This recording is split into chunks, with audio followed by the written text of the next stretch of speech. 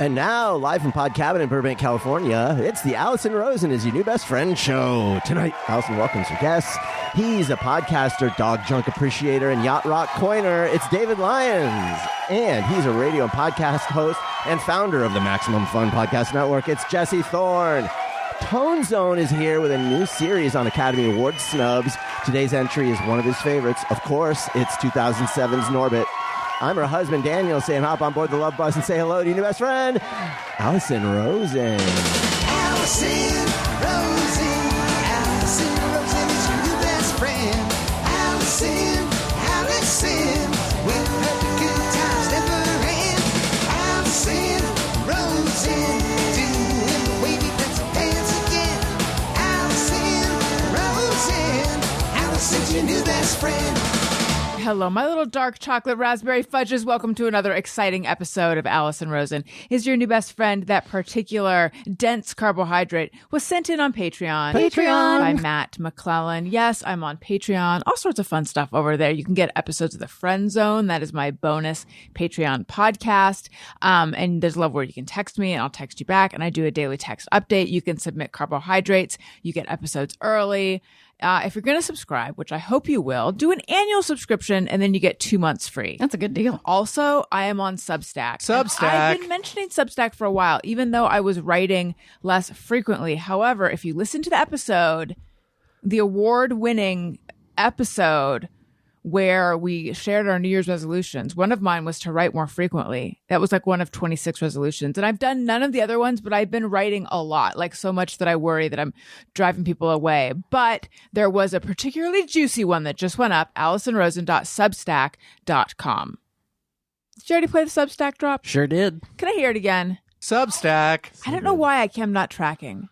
I'm not tracking anymore. I'm having sync issues. Turn your headphones up. Yeah, I guess so. I would like to say hello to my guests. I'm very excited about this episode. Welcome back to the show, Jesse Thorn. Hi. Hello. Hello, friend. Hello, Dave Lyons. Hello to you. First time on the show. Very excited. He has informed me that he did homework. I did. He listened to episodes. The entire catalog, right? Yeah, from the beginning. I've honestly never heard a podcast. Ever? Like a radio show? Any Yeah, podcast? kind of. Yeah. You subscribe, and then you get it on your phone. Oh, on your weird. iPod, actually, right. is what I mean to say. Do you have to send a postcard and get in order to get the subscription? Yes, and then you get it's 1 cent per episode. Oh, and you tape the penny to the yes. postcard? Yes, exactly. And then the ones you want, you keep, and the ones you don't want, you send back. Oh, I love that. So easy. Welcome to the show, Daniel Kwan. Hi. Hello. I just saw The Fly. Some of you guys may have missed. Tony didn't miss it. The drama of Daniel attempting to escort a fly out of the studio. It's over there now. I can see I'm not it. dealing with it now. Have you ever used one of those electric tennis rackets that kills flies? I tried. I got one, and it was like I'm too stupid to use it apparently because I would turn it on, and then it would never zap. Like, are you supposed to? We have an effect. We have one, but we can't work You it. have to hit the fly with the tennis racket, on. But if you do that, Yes. it makes like a thunderclap sound that is so loud it scares me, wow. a 210-pound man. It's so satisfying. But you're like, oh, I really killed the shit out of that fly. Is it an improvement on fly swatters, or are they like gamifying? I don't know. killing What flies? sound does your fly swatter make, Allison? Yeah. Is it a thunderclap? A thwap? I gotta say, there is a gun that shoots salt. Yeah. Have you? Yeah, these Is are that great. for flies That too? looks so fun. Any bug, and it looks Or friend. or friend. Yeah. How you get big is the salt? Is it like a buckshot of salt? little, Yeah, it's like it depends on the salt that you put in it. I mean, you could put a nice flaked salt. I would like put a fleur-de-sal. Malden. Yeah. Oh, yeah. No, but what I'm Or saying your is, standard Morton's. Pink Himalayan. what what kind of aim do you have to have? It sounds like you have to have really good aim, The one I unless saw the had salt. like a little laser pointer. So Whoa. you could, yeah, but that's the one. There's the one that's like a rifle, and then there's one that's like a 6-shooter, like a. I've only seen the rifle. Yeah, so the 6-shooter one has like a little laser, and you can point it, and they go poof, and it's like buckshot, except it's salt. Yeah. So it does spreads out. Okay, so Yeah. you don't have to be like a sniper. for bugs. No, but it doesn't spread that far. So it's like you do have to. You do have to aim, and it's fun for It's more for the seated bug, whereas the tennis racket's for the flying in motion bug. Right. It might be hard with mosquitoes to get with the salt. Can you zap your friends with the tennis racket? I mean, I doesn't don't work. usually go to that kind of party, but yeah. Oh man, you've been missing out. Imagine you could. Do you hold the you could, button? You get caught him underneath at the right angle. Do you hold the button down while you're swatting? Yeah. Yeah. Sounds like it takes Coordination. a lot. Yeah. Hello, Tony Thaxton. Welcome to the show. Oh, hi. Thank you so much. I don't even remember what this is, but it seems appropriate for today. For some reason, just dog penis is coming to mind. All the drops lately. Yeah, it's all about you talking about dick. Yeah. Well, that's what Dave Lyons and I have in common. Yes. So, for anyone who doesn't know, because I realized on the most recent episode that we recorded, we talked about you coming on the show, but that's airing out of order. That's with okay. Jordan Morris. Got it. So, but you've come up on the show before because you're friends with Tony and you're obsessed with his dog's penis. I know about That's this right. guy. Yeah, you were the guest when that came up. Oh! That's right. I forgot. Your reputation precedes you, sir. Well, thank you. Yeah. So I met him because Motion City Soundtrack, Tony's band played, and I met him backstage, and he was talking about Bentley's dick. I don't remember why, but it did come Well, up. because to be fair, I think I told you, this is the guy obsessed Yes. with Bentley's dick. Right. Although I would love if he had just happened to have Yeah. been talking about Like, it. have when you it came up. seen this dick? If people are wondering what happens backstage at rock concerts, Yeah, it's a real Right. party. And your fascination is the fact that it's like, in your words, a quarter of the size of Bentley's body. Yeah, like you know how when the space shuttle takes off and there's that big orange booster, it kind of looks like that. It's when I was most recently a guest on the program, my "is it just me or is it everybody?" was does everybody else just constantly notice their dog's dick? Right. Because my dog has like a sort of like, I would call it like a keel that juts out, or a rudder. A rudder, yeah. I'm not good at boats, but but it's just right there. And every time I see it, I laugh. Like I cannot control my amusement at my dog just having his penis out. I will say this in regards to Bentley's dick. When Tony posts a photo of his dog on Instagram, he blurs it out. I often do because of you. Just because of me? I just thought you didn't want the frickin' dog hog. I mean, it there. is right there, but I think I notice it more now because of you. It's ample. Wait, you blur it out? I've never I noticed have, yeah. this. I have a and few it's times. because of Dave. Yeah, absolutely. What, are you trying to avoid a certain kind of text? Are you trying to avoid him enjoying I think now it's himself? What's gotten in my happening? head where I'm like, I don't want to have this like just this big dick photo in the middle of my Instagram feed. Yeah.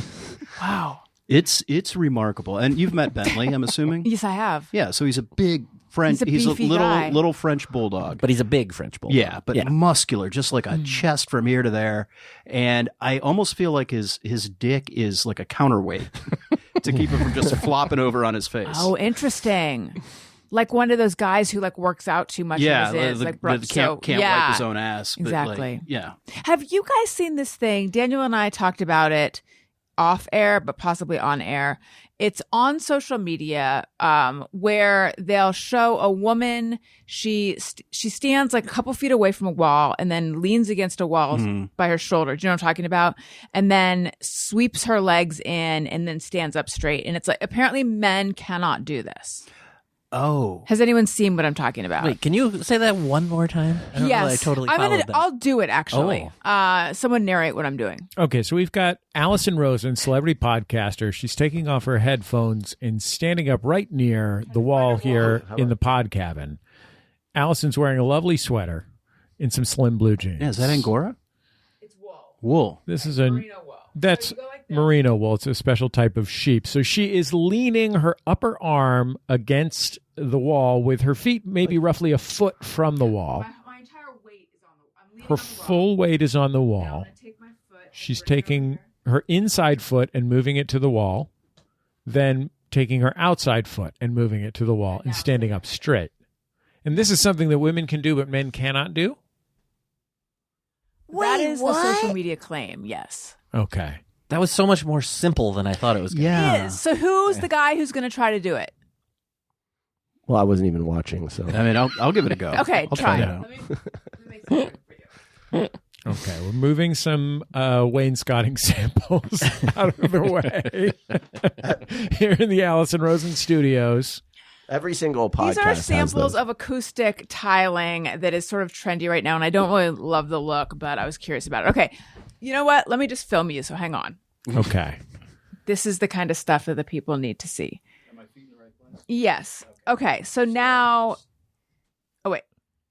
Do it again. Here we go. Good. Now bring your right foot to the wall. Okay, now bring your left foot to the wall.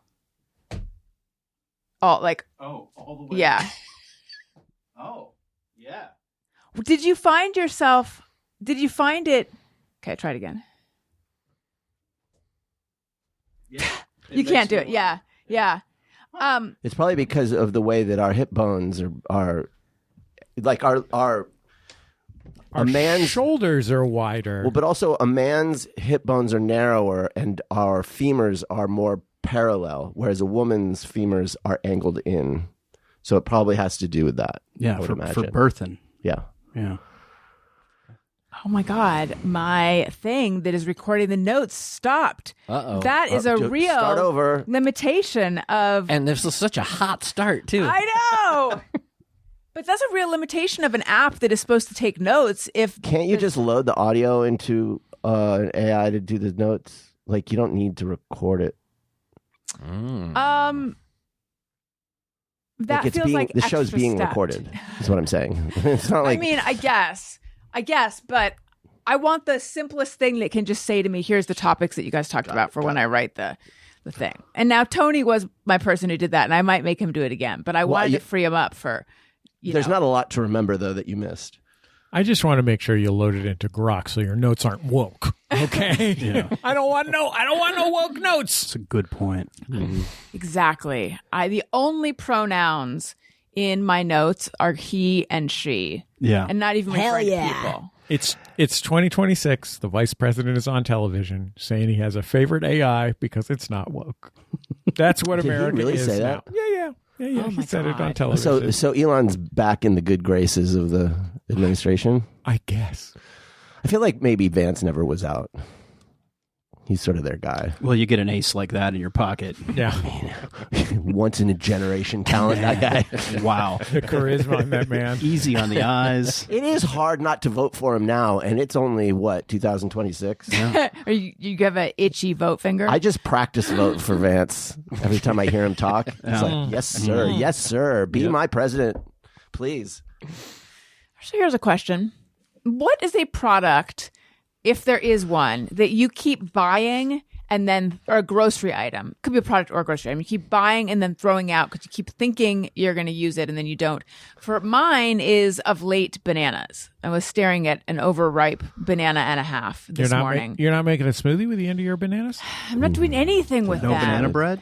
No, that feels, I know that that's what you're supposed to do, but that feels, why are you laughing at me? Banana bread. Is that like the comedy, like baking, like slipping on a banana Listen, peel she'd to make comedy banana is- bread if it was like a microwave banana bread that you I could see. just... I mean, the problem with making banana bread with that, I suggest putting them in your freezer. Take them out of the peel first. Yeah. Put them in your freezer, and then you can have them for smoothies. I think we have frozen bananas in our freezer already. They're not anymore. I just tossed them. Oh, good. However, I would say the problem with using them to make banana bread, which you're right is the classic answer, is that at the end of it, you just have you did a bunch of work and you have some fucking banana bread. I actually like banana the worst bread. and the worst dessert. Wait, so do you... I don't know if you had gluten-free bread. That's fair. Do you feel the same way about zucchini bread? Yeah, I kind of feel that way about all dense loaves. All novelty Oh, bread. okay. Novelty bread. But Like, but no fruit loaf. No most fruit. most of cake all, for I you. feel that way about false desserts. Oh, interesting. Like if you're gonna give me the caloric load of a dessert, it should be better than that. So no muffins. I feel the same way about muffins. Okay. How do you feel We're- about a scone? I'm like, just give me a fucking cookie. Scone is my least favorite dense. I like a savory scone. I don't think I've ever had a savory scone. Put cheese and bacon and chives in there or whatever. Oh. I, Well, yeah. I do like that. I've never had that, but I can imagine that would be good. What's your take on carrot cake? Yeah. I don't like carrot Get cake down to the either. bottom of it. Really? No. Man. I mean, again, I'm none of these things speechless. are things that I like won't eat. Like if So I'm you- at a carrot cake party, I'm going to have some to be polite. But I wouldn't choose carrot cake when I could just have cake. So you're kind of like a baked goods orthodox. You're like, Yeah, I also don't like sweet Extremist. cheese things. So Cheesecake? I don't love cheesecake. I have said on this very show that I don't love cheesecake. And then I had some cheesecake after, and I was like, oh, maybe I'm wrong. Because everyone came at me hard when I said that. I mean, cheesecake- That's it's a fine. divisive topic. It is. there's a lot of bad cheesecakes out there is the problem. Yeah. I guess it's, so. You know. I'm just saying, I would rather eat. I like a sourdough bread, like a real sour. I'm from San Francisco. I like really sour sourdough bread, like crusty sourdough bread. And otherwise, just give me a chocolate chip cookie. Like I don't need the in betweeny things. What Like, false dessert do you feel most betrayed by? I think that's going to be banana bread. Okay. Yeah, banana. Like people are like, well, if you toast it and put butter on it and blah blah blah blah blah, and I'm like, yeah, you can. How much It's not effort that are we it's putting awful. into It's not that it throwing tastes out? terrible. It's just But like, you're just wanting more of the dessert at that point. It's a tease. yeah. So anyway, I keep buying 2 bananas because I know myself. I don't need a whole bunch of them. I'll just get 2. They're like 39 cents each, and then I find myself throwing out 2 bananas. Like, and I keep doing this. I And keep the boys won't eat bananas. not really. I keep thinking, Are you sure? Do you ever try? oh, I don't think Owen will. Just open them up and jam it in there. Yeah, just Yeah, get a running start. them being jam it in there into the children. Yeah. Maybe I'll try that. Elliot might go for a banana I feel like there might be a preparation of bananas that Owen would go bread, for. banana bread. We already canvassed that. I could kind of see going Mash. for that thing where you freeze the banana and then you run it through the blender or whatever and turn it into ice cream. Yes. Run it through a champion juicer or something. I got one of those eye creamies, so we could do that.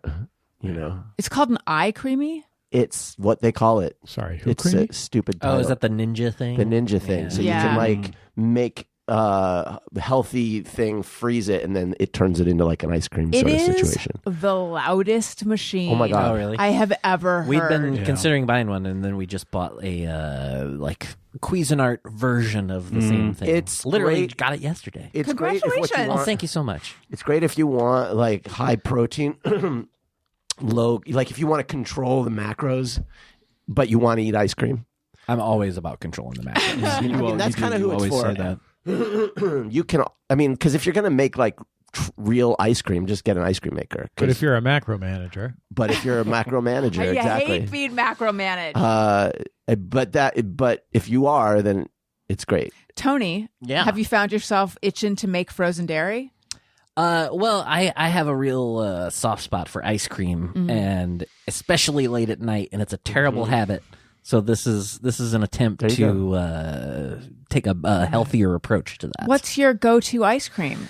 Usually, you talking brand or are we talking flavor? I'm talking all of it. All right. I mean, usually some kind of cookie dough thing, but it doesn't have to be. I'll stray here and there, but I do like Brownie some- batter. Sure, why Okay. not? Moose Sure. tracks. Moose Tracks is great. Yeah, I don't get it too often, but I'm not It is. opposed. Yeah. But what's your like go? What's the last carton you ate? The last, well, actually, yeah, it was Friday night. I had some the Salt and Straw salted malted chocolate chip cookie dough.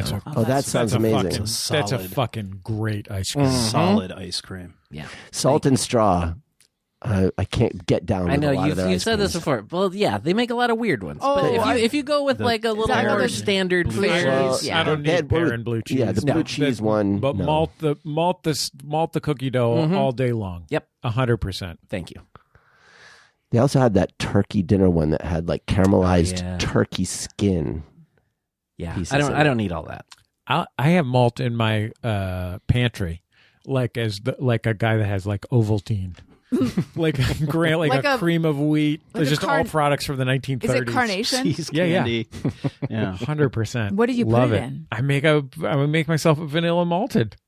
How fun! Yeah, it's great. Wait, what is it? He A has malt malt powder. That, you know what? Malt always makes a milkshake better. I always choose malt when I'm getting a milkshake on the. What else can Delivery malt app. go in?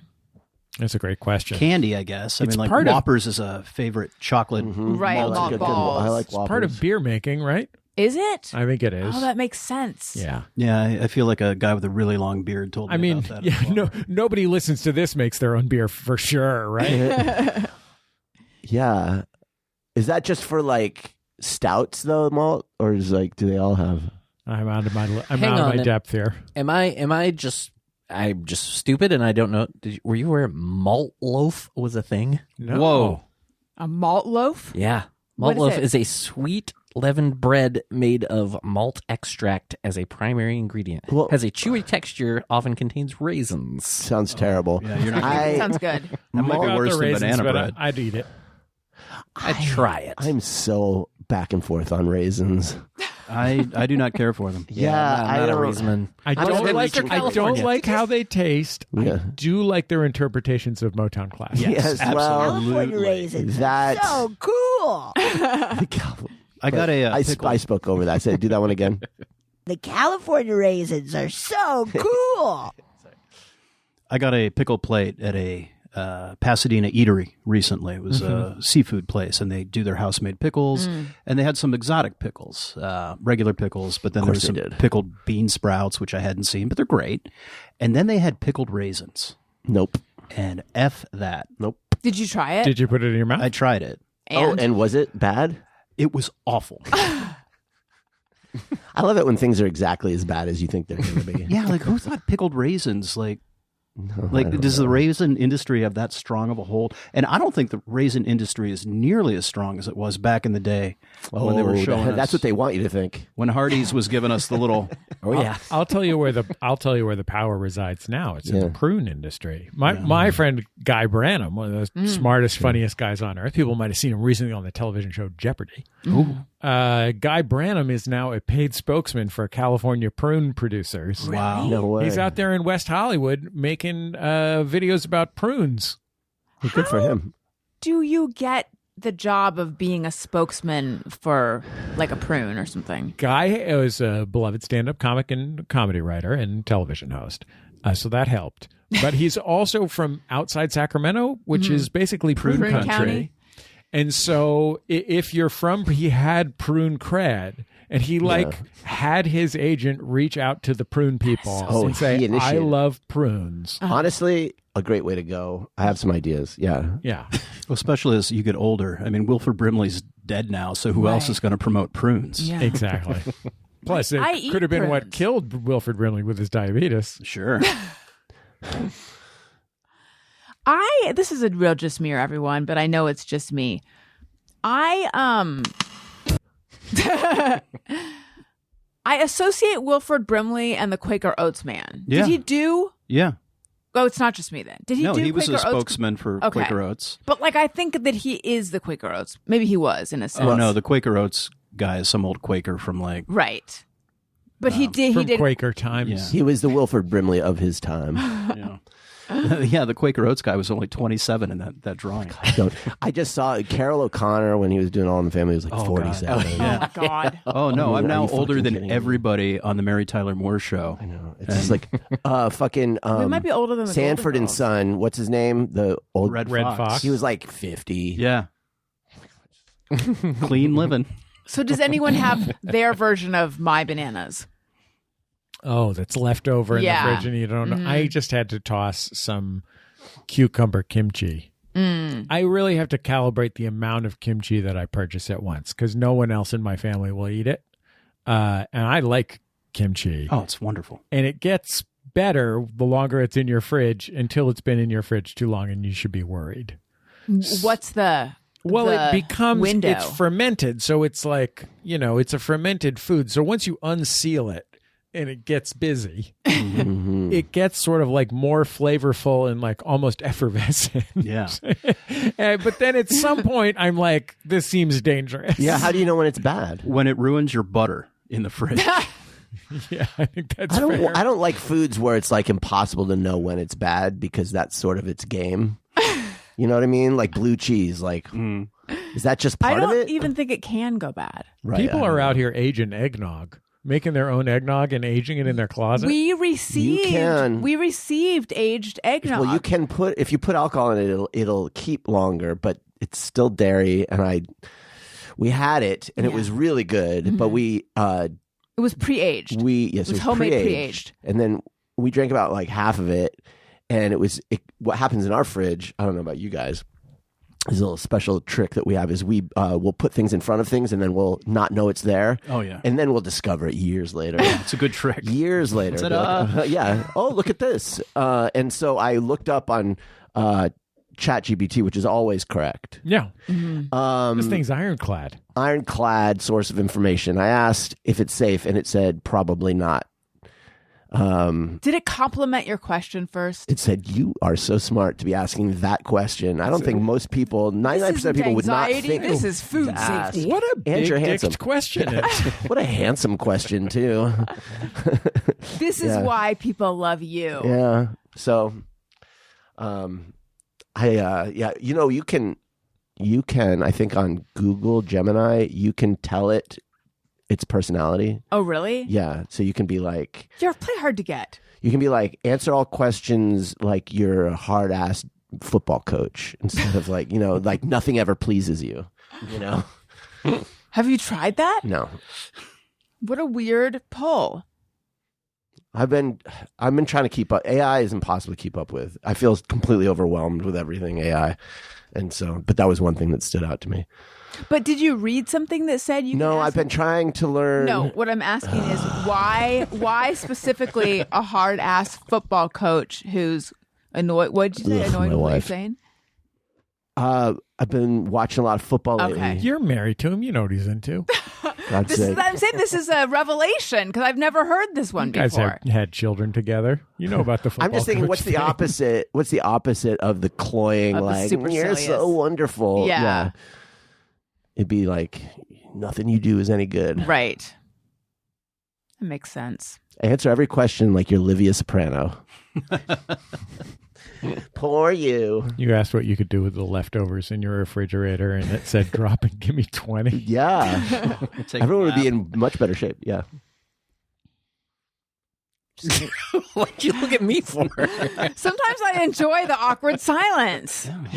All right. Allison was looking around the table wondering who the host of the show is.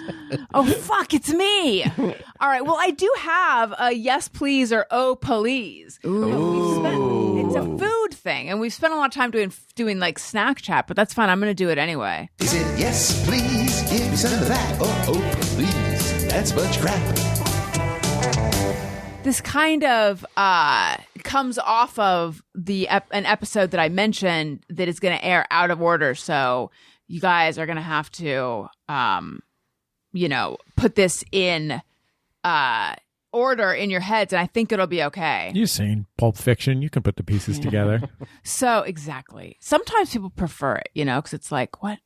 It's like that movie Memento, which I haven't seen, but I feel like it's like that. Get this episode tattooed on your arm. Yes. And then also 100 Years of Solitude. I think there was a bit of that in there. And people say that it's like you can draw a direct line from Gabriel Garcia Marquez. Get to the point. To me, I'm just going to keep making Borges. There was a Funesta Memoriam, has an element of this as well. Italo Calvino. We're just naming. Okay, go ahead. Yes, exactly. So anyway, yes, please or oh, please is a segment where I say something and then you give it a yes, please or an oh, please. And don't mince words. We're looking for passionate answers, and you could get canceled. Who knows? Okay. So hard-boiled eggs. Yes, please. But not the yolks. So yes, I think I'm with you. Yeah. Okay. I am a passionate yes, please. They came up on the show recently with Jordan Morris, who is a hard-boiled egg hater. Really? He hates them. Jordan's a big texture guy. Jordan is my co-host on Jordan Jesse Go. Yeah. I know that he's all about the texture of what he puts in his mouth. I can see him having a strong opposition to the hard-boiled egg. But I think for him it might have to do with the probably texture and smell. Like I think that for him, because I remember him saying this years ago, if he's near someone and they're eating a hard-boiled egg, he can't handle it. Oh, wow. Yeah, he's got sensory sensitivities. Neurodivergence. I used to be just like you, only the whites, not the yolks because of that Here's powdery. clip that. Yeah, I only like the whites. The yolks, that chalky like thing that it does in your mouth. Ugh. But now the smell, just I don't want to get near it. It's like, why bother? Are you eating spider eggs? No, but that sulfur. Do they smell? Terrible. Well, that powdery, chalky of a hard boiled yolk. Yeah. Okay, yeah. You know what I what mean. you're talking But about. the is like you have a mouthful of Well, it's like you bite powdered into sugar. it. In my mouth, in my mind, it's like you bite into it. It just goes. It just sucks all the moisture out of your mouth. Yeah, it's like gluten-free baked goods. Sometimes I like to make myself deviled eggs. Deviled. Now that's I where I can love get a down. deviled Just for egg. daddy. That's where I get down with the yolk. But you got to do something to Yeah. give it a little. Are you give it a going little mayonnaise juice. and mustard? Yeah. And anything else? I mean, you could put like one of them red spices in there a little bit, but it's basically just mayo and mustard. Paprika or paprika? No, Paprika. Paprika. Yeah. Well, Oh, so you're there's right, no you're all right. paprikas in here. Good. Caprica or Battlestar Galactica? Um, Galactica. well, isn't that how you pronounce it in Hungary? Probably. Paprika. Probably. That's how Kroll always pronounced it, and he had a Hungarian stepfather or something. Yeah. All right. So what are you, Daniel? Known as the Chat GPT of spices. I am for the most part. Oh please on hard-boiled eggs. Although I do like them. I like them in a salad. I I didn't like know them. this. Like Yeah. a good cob. Yeah, and I like them in an egg salad sandwich. I will eat that, but just a straight up hard boiled egg, no part of it for me. I'm learning so much about. We've been married for so long, and I didn't know that you had a thing for You hard to gotta please keep some things. football coaches, and I didn't know that I've never seen you eat egg salad ever. Well, I'm not going to reach for it. It's literally like if I'm out and there's nothing else, I'll order it. But I Has that will ever eat it. happened? Have you been at a store where I they're feel like like, the only on. times When I've you ever say had you'll it. we make order one it. item, The You're restaurant in only sit-down has- restaurants, and they only and have they egg only have egg salad Well, sandwiches. And hence why I don't eat them. Like And you- this has never one, please. happened. I could You I were could see just saying. like being at a gas station and you're really hungry. And Yeah. The only thing left would be egg salad. I don't know though. A gas station egg salad sandwich. Not sure about that. But what I'm saying is, if it's the only option, I won't hold my nose and eat it. It'll be okay, fine. but that's never happened to you, right? I probably had 2 egg salad sandwiches in my life. So yes, it's not. It doesn't happen. I'm not reaching for it. Once he was at Chez Panisse.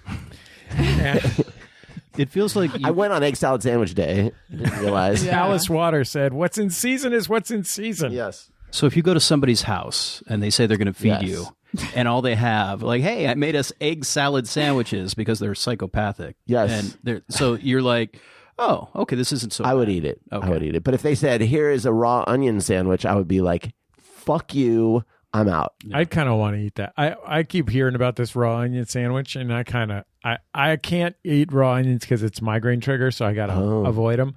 But every time I hear about this famous raw onion sandwich that's just onions and mayo on bread or something like that, I'm like, I bet that's good. Wait, this is Otherwise, really a why thing? would it exist? Yeah, I look didn't at know this was a thing. look it I up. didn't facts then. either. I don't know whose famous sandwich. It's a Winston Churchill or something like that. Famous raw onion. No, it's not. It's Jacques Pepin. Look up Jacques Pepin Of course it is. raw onion sandwich, and every time I hear about it, maybe it's butter and thinly sliced Okay, onions. that actually sounds good now. Yeah, the mayo. Sort I was of. out with mayo. Butter, you Yeah. got my attention. It's something radish along and those butter. lines. Ooh, yeah. Courtesy of That's our right. friends It was at Pepin. salt. Yeah. Like a really good butter. Yes. Like the kind of butter that they make you pay for, and then you're like, I paid $7 for this butter. It's going Like home beurre with de me. bras. Like a good Oh, your French person, salted butter. your person, the butter. I never have, but I have been so tempted because it's like, look, I come from a day. You bring and a time. ramekin of your yes, own. exactly. If you're Honey, paying get out the home ramekin. If you're paying $6 for a small thing of butter, I'm not leaving 1 ounce of that Yeah. behind. You got Oh, your yeah. tongue in there like a lizard. Yeah, you scrape it with your finger and Yes. Yeah, I just look in my day, bread and butter was a thing that restaurants gave you at the beginning. And now charging for bread and butter, I don't know how I feel about it. yeah, not cool. Yeah, Not thanks, into thanks, it. Biden. All right. Are you an oh please? Yeah. Okay, Jesse. What was the question? Hard boiled eggs. Yes, please, or oh please. Yes, please. I'm a yes, please. Wait until you hear my product pick. Oh boy. I can't Let's wait. call it a tease. I can't wait. And Tony. Big time, oh please. Just kind of eggs in general. Like, obviously, in things is fine, but eggs overall, I'm not a huge fan. If I'm going to have, like, just eggs, it's got to be, like, tons of hot sauce on it. I don't want any eggs. What's the least eggy egg for you? Scrambled?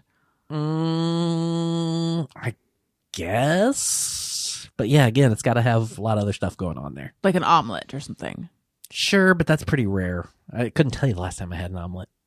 You could take your hard-boiled egg and just dip it in some mayo and mustard on your plate, or you could roll it in something like some garlic powder and salt and pepper. No. You ever have a Hard-boiled- Scotch egg? No. Scotch egg. Yeah, What is a Scotch egg? Scotch egg, you hard boil an egg, Okay. and then you make up a sausage, like mixture, whatever you want to mix in with your sausage, spices and whatnot. Scottish sausage. Scotch sausage. Yeah, there's a portmanteau there. I couldn't get there. Yeah. You wrap it around the Scotch-sage. egg. There you go. It rolls off the tongue. Yeah. You wrap the sausage around the egg, and then you roll it in breadcrumbs, and you deep fry that little bitch. Ooh, can't tell if I would like that or not. Oh, it's real It's good. fantastic. It's one of the many good things about the United Kingdom. Culinarily wise. Culinary, yeah. Breakfast. They got breakfast down. But- Beans and toast is good. Bangers and mash. Honestly, there's something called gentleman's relish. It's pretty good. What is it? All right. It's sort of like a potted, sort of Worcestershire saucy kind of thing Ooh. made of anchovies. Gentleman's relish sounds not yeah. good. I think we all know where we're going with that. So, I'm just fascinated by coating an egg with sausage. That just sounds so weird. No, it's awesome. All right. Think So about good. a I'll give it a sausage go. omelet. Just put sausage in your omelet. Yeah, I know. It's that this is the order of it is wrong. It's like the a beef, sausage should like be a in the beef middle. Wellington. It's like it's their version. Right. Oh yeah, it's their version of a breakfast burrito. Right, but the meat's on the outside. Right, it's different. It's like when sushi comes inside out. You know, what's going on? Okay, Jesse, you recently posted something about going to La Jolla, yeah. and you said it was not a Jesse-type city. It's not. Please explain. I mean, I was only there for like an hour and a half. So okay. if you're from La Jolla out there and you got hot La Jolla tips, please let me know so that the next time I don't go to La Jolla, I can pretend that I went there and tell you. But no. And you said it was further from LA than you thought it was going to be. Yeah, that was the central problem. Is I don't have I've lived in Los Angeles coming up on 20 years, and I do not have a strong understanding of Southern California geography. Like, I'm aware of certain things in Northeast Los Angeles. I know that you live here in the model car district of Burbank. And I know where Pasadena is. That's about it for me. So I thought, Do you know where Hollywood is? And West Hollywood? I know the way to Hollywood. I thought La Jolla was maybe like in Orange County somewhere. In my mind, La Jolla was a 50-minute drive from. Were you thinking of Laguna Beach? I don't know where. I was thinking of La Jolla. I just didn't know where it was. Yeah. So Just the one that's much closer. 3 hours later, when I got to La Jolla, Oh my God, that's longer than I Well, thought it that was. sounds like there's traffic. It's not usually that. and I was stuck in some La Jolla traffic because there's just these little one-lane roads that are full of people that are there to see sea lions. Which is what Well- you were doing? Well, my child wanted to see sea lions. This was my wife's plan. And not to throw my wife under the bus, but she deserves it. People aren't just there to see sea lions. They're there to see glass art. Okay. Things twinkling in windows. Paintings of whales. What is Yeah. glass art? It's like when you take a soda bottle and melt it and then put some googly eyes on it. You can make a dolphin out of glass. There's all You can make kinds like of stuff you can make into A bongs. seascape, like a beach with glass. I mean, that sounds like worth a 3-hour drive. Yeah. So I saw the sea lions, but I'm also like not super, like I'm from coastal California. Like I've seen sea lions. Like they're great. Don't get me wrong, but like I've seen them. You're from the Bay Area. That's like their headquarters. Yeah, they kick it there all day long. I mean, show me an elephant seal or don't get me in a car for 3 hours. Yeah. That's basically my attitude about it. You know, there's a lot closer place called Seal Beach. Yeah. What do they got they- there? I've never been. Sea lions, as it turns out. You got to check for whether they have ears. Do they? But wait, do they actually have? Because I've been there. I didn't see. Do they? Is there? Did you go to the water? I went to the Whole Foods. Oh, yeah. See, that's not where they're not allowed to sell. It's like dolphin. You can't just go to the store I and thought buy there'd be some seals handing out samples. No. But I feel like I've been to the water in Seal Beach, and I didn't see It's a pinheads. specific beach in Seal Beach, and you smell it before you see it. Now, do you know it because Bad. you are a location manager? Or are you a sea lion aficionado Well, and I don't see enthusiast? why it can't be both. Yeah. No, I actually knew it because I was trying to impress a girl that I was dating and tried to find seals. Oh, wow. And took her to Seal Beach. I figured, it's right there in the name. Did it And work? It did. We got lucky. I mean, by seeing the seals. No, I mean, did it work to impress her? Oh, yeah. Yeah, it was a pretty good flex. Have you guys seen the elephant seals? No. Before? There's elephant seals live on the Central Coast mostly, and they only live there part of the year because they migrate or something. Are Or these the ones that hang right outside of San Simeon? Yeah. Yeah. So San Simeon is a great place to see them. We Are used they to bigger? We used to go see them in Año Nuevo, which is like down towards Monterey, sort of. And they're huge. They're monumental, and they make an incredible sound. And the boy ones, when they're rooking or whatever it's called, I can't remember if rooking is protecting nests. Does that mean or... swindling someone? Yeah. They run. I got rooked. They run a 3-card monte. You Right. would not believe. They come and ask for change for a 20, but then all of a sudden, It's like you just, they like motivate down the beach. I mean, these things are literally like 1,500-pound animals. Like these are monumental creatures, Like the size of this table. bigger, much bigger than this table. Okay. Yeah, and they motivate down the beach, glung, glung, glung, glung, glung, glung, and then smash into each other with their chests. Oh, wow. While they're going like, "Ooh, ooh, ooh, ooh." It is awesome. It is so incredible. Yeah, but I think Sounds it's frightening. the most impressive and astonishing like native California wildlife I've ever seen. Now, is motivate the verb for when seals move? I mean, I guess that's more of like if Chuck Berry was writing a song about seals moving, but yeah. I mean, I enjoy it, but okay. But you said it was not a Jesse type city. No. See, now the reason I want to find out what a Jesse type city is, but Daniel and I, and no offense to my staunch San Diego listeners, we wrote off San Diego years ago. We went there a few times for vacations. I It's a don't long dislike story San why. Diego at all. I think I do. I don't. I just don't vibe with San Diego. Yeah, San it's Diego- not a Daniel and Allison type city. There's all these professional baseball players whose closest, like most deeply held belief is that if you could live anywhere in the world, it would be San Diego. And I think it like really speaks to the culture of the It is a white baseball professional city. athlete. It really is a baseball city. But yeah, no, San Diego is another good example of a place that my friend Jordan and I did a Jordan Jesse Go once at Comic-Con on an outdoor stage in next to the convention center. It was the Warner Brothers stage. We'd been invited to do this show. Like 15 minutes into the show, we start getting the wrap it up sign, which was supposed to be an hour-long show. And we're so like, you were killing. we're like, what's going on? It's like drizzling outside. We're like, how bad could we possibly be doing this show that there's 17 people milling around in the rain for? And then they cut our mics, brought us off stage. This little tiny woman is screaming at us, like, how dare you, blah, blah, blah. Apparently she was upset that we used swear words, which no one had told us to keep it clean.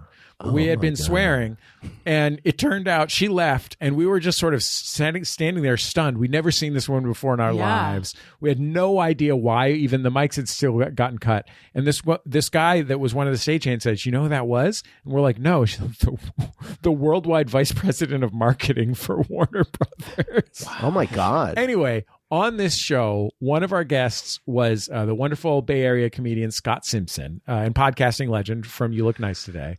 And Scott at one point said that the city crest of San Diego was a field of volleyballs with a flip-flop rampant.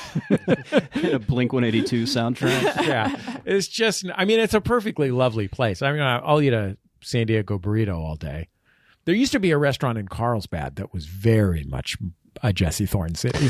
So what is it about La Jolla that is not Jesse Thorn? It's like San Diego if San Diego was more boring. Yeah, it's basically northern San Diego, isn't it? It's northern San Diego, but like without like a San lot more Diego money? has things that has the San Diego Zoo in it. It has a battleship that you can go, like a aircraft carrier that you can go on, and a submarine you can go on. I like both of those things. It has I mean, I've been to San Diego Padres games and had a great time. But La Jolla is none of those things, but all of the things about San Diego that I'm uncomfortable with. People in San Diego will try and convince you that like the gas lamp district of San Diego, which is sort of like a downtown Disney type situation, It's a little is like fratty. a cool place to be. It's a little fratty. Like Yeah. if you want to go just drinking.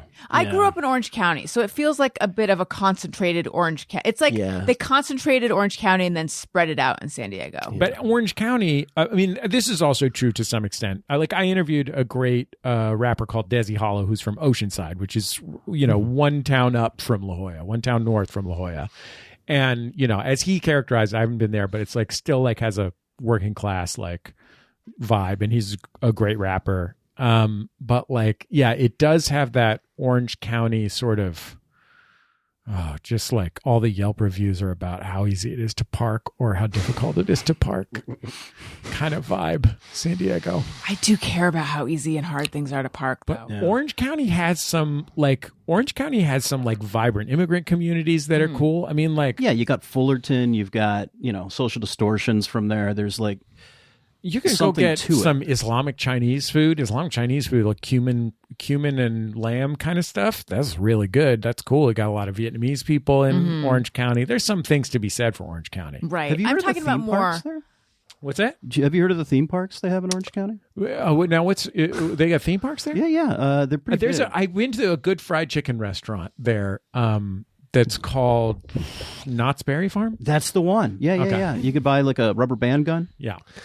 shoot some flies. If you're Were you good. about to say something? Were you were saying something? I was, but I forgot what it was. Okay.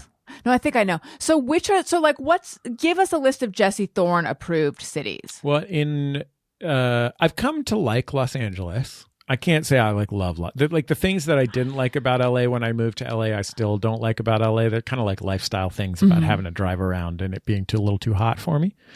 But I do like Los Angeles, and like the more you know about Los Angeles has so many great things in it. Like it has a full complement of great things. They might be a little hard to know about or a little harder to access. It's hard to learn LA in a short amount of time. Yeah. And I mean, the internet helps a lot. Like when I moved here, it was before you could just use the internet to know what was good in a place where you were. Like when you still had to ask a hotel concierge where to eat dinner or whatever. That's very different now. But I like LA a lot. I'm from San Francisco, and, culturally, San Francisco has changed a lot because of an influx of fucking rich 26-year-olds in polar fleece vests. But I still like when I hit San Francisco on the BART train coming from SFO up into the city, and I like look around and I'm like, fuck, why do I live in an ugly place when I could live in a beautiful place? That is my thought all the fucking time when I'm driving around Southern California, and I know the mountains, the beach, but I don't live in any of them. Yeah. I think anytime I go somewhere that's cute or pretty, I have that thought. Yeah. When it rains in Los Angeles, you can see out to the mountains, you can see out to the water, you can see everything, and everything is this incredible rains. clear blue. Yeah, after it rains. And I always have this moment of like getting in my car and I'm headed towards the mountains out past Pasadena, and I'm like, God, look at the mountains. They're incredible. Southern California is beautiful. Then I get sad because I remember I can't see it all the rest of the time because of the particulates in the air. But in answer to your question, what kind of city? Later this month, I'm going to Mexico City, where I've been a few times in the last few years. And I had avoided Mexico City because Mexicans? my mom, hold on, Stephen Miller, JD Vance over I don't here know. I had spent a lot of time in Mexico as a kid because my mom got, when I was a kid, a master's degree in Latin American studies. So she was studying ancient civilizations and learning Spanish really well and all these things. So we went to Mexico a lot. But she had avoided Mexico City because she had like a bad trip there in the 70s. Like literal or like a bad, probably both. Okay. Yeah. I think she was probably using cocaine more. Okay. But Never a bad time on cocaine. but I only hear good things. Can you get cocaine in Mexico? It's not from there, but you can find it. Okay. All right.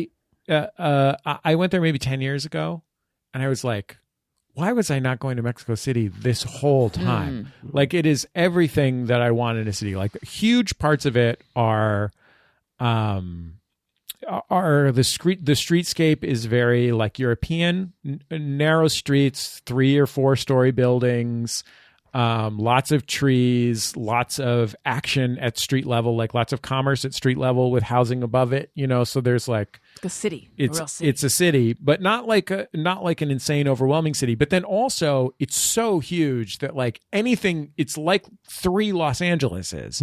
So sort of like in Los Angeles, you can get anything you want or do anything you want to do. It's always available to you.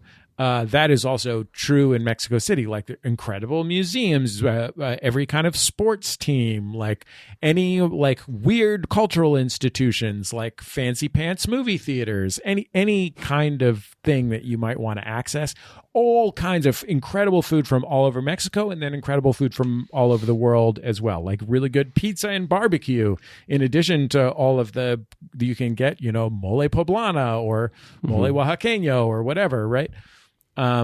And that combined with the fact that it is very Mexican, which is to say, like, when you have a city like that, or like New York City, like the challenge of it could be that it's like a little intense or overwhelming. And there are things about Mexico City like traffic that are like that. But culturally, Mexicans wouldn't say this about Chilangos, people from Mexico City, but like culturally it's so chill compared to another city that has that much, texture and richness and exciting shit going on. Because why are they called Chilangos? And what does that mean? I don't know what it means. I mean, it means people from Mexico City, but in Spanish it means something, probably something derogatory. Okay. It sounds a little derogatory. But Chilangos. Tell me, look up Chilangos, please. Like, everyone is like, my Spanish is bad. Like, I can get by, but like, it's bad. And like, no one ever makes me feel bad, but not in a way that it's like you're at a resort and somebody is patronizing you, or you're just so powerful and they're so unpowerful. It's like, just the vibes are just really warm. Like, it's just like a really pleasant place. The weather's good too. It doesn't get hot in the summer. It doesn't get cold in the winter.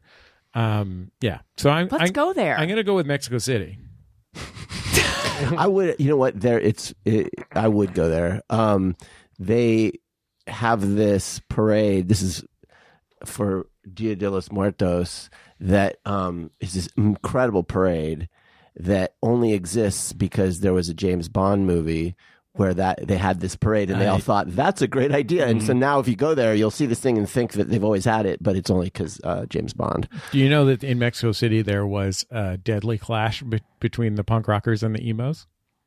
Ooh. I did not know. Oh, wait a minute. How long ago? What era of emo are we're we talking about 10 years ago, maybe? Okay. Yeah. So, not that Deadly long ago. clashes. It might be 15 years What ago happened? now. What's but the story behind that? like, they're just really subculturally intense groups, and they got in a rumble, Who like an won? old-fashioned like chain Wow, fight the versus punks. switchblade rumble. Aren't the emos here such pussies? Yeah, I was like, it's like Switchblades versus Feelies. I know, los emos. That's what they're called. They're called los emos in Spanish. Los emos Did you de los find punks. Chilangos? Yes, it is slang. It's basically just slang for a native or inhabitant of Mexico City. But you didn't Right. find why it's What's the translation? derogatory? Etymology.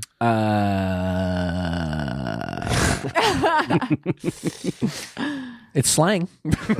All right. Thank you. Now I get it. A lot of dogs walking around Mexico City. So okay, this Do is. not refer to. I'm glad you brought this up because This scar on my finger is from a dog bite in Mexico City. really What? okay, because my experience with dogs in Mexico City, and look, different neighborhoods in Mexico City have very different vibes. I mean, there's like Polanco, which is north of the big park, is like totally like Century City or something like that, like one of these West Side Los Angeles super fancy neighborhoods. Then there's a whole strip of urban neighborhoods east and south of the park that are very like European in vibe plus Mexican in vibe. So it's very different depending where you are. But my experience is that there are more well-behaved dogs than anywhere else I've been in the world, and fewer street dogs than anywhere else I've been in Latin America. I feel like Dave's finger begs to differ. Yeah. Well, to me, the scar on my finger is like when you're just like when I was in Mexico City, they have this pulpo cocktail, like a red sauce, almost like ceviche. Yeah. And I was just slurping them down like nobody's business. And I ate so many of them. Eventually, I got to the one with a bad oyster. Oh, yeah. And it did not bode well. But I was having so much fun with all the street dogs. I Yeah. finally found the bad boy. Uh-huh. And he's the one that took the chunk out of my finger. Oh, I'm sorry to hear What kind of that. dog was it? Hard to tell. It was decades or generations. Maybe he was. Of, Maybe he didn't like you were checking out his junk. I was just, just trying to feel the heft. He was just like, "Come on, boy." Yeah. in the parks in Polanco, which is like this is sort of like fancy hipster neighborhood. In the park, there will be like a dog walker there, and he'll just have like 8 or 10 dogs lined up, sitting all in a line, waiting for him, and then he'll be like calling them out and bringing them to do a little thing, and then come back and sit back in the line. Like, it is incredible to see the like level of good dog that is going on in these neighborhoods in Mexico City. By far the most good dog I've ever seen. I in would my life. love to witness a high level of good dog. Certainly don't see it in my own house. It's astonishing. I've been to Mexico City once. We played a show there, and the two things I remember, me and my bandmates went to lunch, and our bass player, my best friend, Dave knows him. Yeah, good old Matt. We get lunch. He got a box. He didn't finish his. He got a box. Walks out of the restaurant, literally outside for 10 seconds, and a 10-year-old boy just walks up to him, grabs his food, and runs away. Yeah. I had somebody I said, what a great city. I had somebody come up to a table and just take tortillas off the table and keep walking. We were like in a sidewalk situation. That's sick. Yeah, and Good for then them. I remember we played the show, and there were often in other countries they'll have bootleggers outside selling bootleg merch. Not like here. Well, but they're like, it's like shit. Like you don't want to say anything because apparently they're often It's all mafia mafia, related yeah. and stuff. So we see them, and we actually it was a new thing to us. We're like, let's go just see what's out there. And at the time, we had a record called "Even If It Kills Me," and they were selling shirts that had our name on it, and it said "Event If It Kills Me." And I literally love had that. to buy one. I Yeah, was like, yeah. I have to take one of these home. That's how I feel about parties. Wait, what? An event Event that of- might kill me, I want to tell you guys about Osea. I love Osea. Osea makes the best skincare. You guys have heard me talk about them before. Specifically, I want to tell you about their Dream Collection. So these are products that you put on your skin at night. They smell like lavender.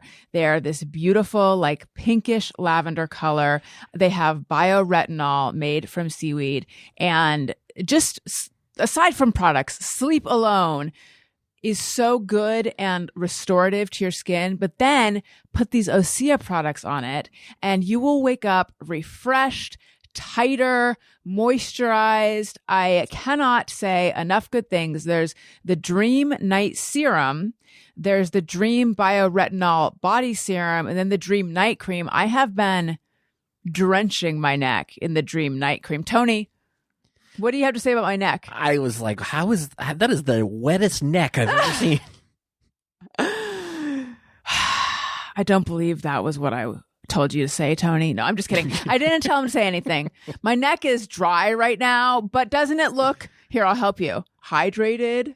Yeah, well, that's what I meant by the wettest neck. Yeah. I meant that's how I say hydrated. Okay. Yeah. I mean, and in terms of wrinkles, who's she? That's Yeah. something they say on TikTok, Oh yeah, I know. wrinkles. Of Who's she? course, I'm But- Mr. TikTok. That's right.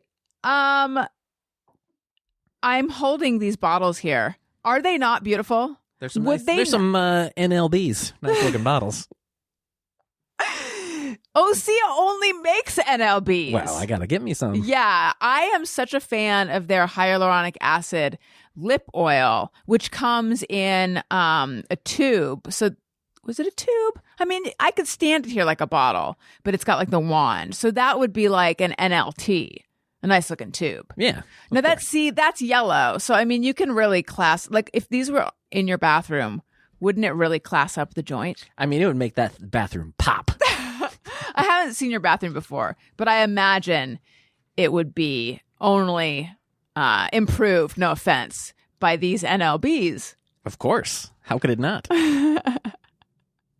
Anyway, I love Osea. It's a mother and daughter founded company. They started in Venice. They're in Malibu now. And it's just great. Oh, I have a little bit more to say about the Osea's Bioretinol Body Serum is a full body restorative treatment that visibly distresses the skin with a holistic blend of bioretinol, red seaweed, magnesium, and lavender. I had forgotten about the magnesium. It's just great. Give your skin a rest with clean, clinically tested skincare from Osea. And right now, we have a special discount just for our listeners. Get 10% off your first order site-wide with code AllisonRosen at OseaMalibu.com. Again, that's code AllisonRosen at OseaMalibu.com. Okay. So anyway, by the way, Daniel hasn't just gotten really quiet. He had to leave to go get the kids. So we're now down a Daniel. But the rest of us are still here. I say, let's do Just Me or Everyone. Sometimes I ponder on something I have thought or done. Is it just me or everyone? All right, Dave, do you have one? I do, and I thought about this, and I feel like I have a bunch, but the one that really stuck with me is interesting because it's like a duality that I deal with every time I drive and hit traffic. I have this instantaneous feeling of two things at once. And one of them is when you slow down, like, oh my God, I hope everybody's okay. Mm-hmm. And my other thought is, what fucking asshole is doing this to all of us? And I don't know how to, like, both those feelings hit me at once. And I don't know if it's my struggle to be a good person and keep the shithead, like, at bay, or if everybody just drives faster, it'd be fine and nobody would get in a crash either. Maybe it's like your higher self and lower self. Could be. Your empathy for mankind plus your being personally put out. And I mean, I know it's a bold statement to come out and discuss traffic in Los Angeles. What's the first time it's come up on the show, but it's about time. Yeah.